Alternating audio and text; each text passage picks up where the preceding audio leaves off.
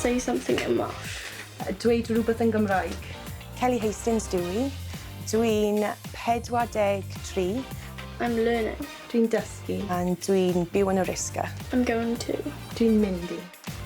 I think this experience has pushed me to learn Welsh and sort of reconnect, I think, with a part of myself. I've always loved performing, I've always loved singing. It's been my way of coping with life. Music has been like my only friend sometimes. I couldn't think of doing anything else.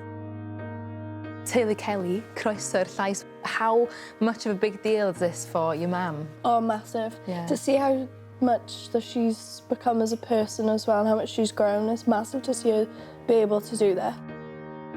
I suffer with nerves a lot, and it's okay if when you're doing it in English, if you forget a word, you can just chuck in another word and hopefully nobody will notice. You know, doing this in Welsh, the pressure's on.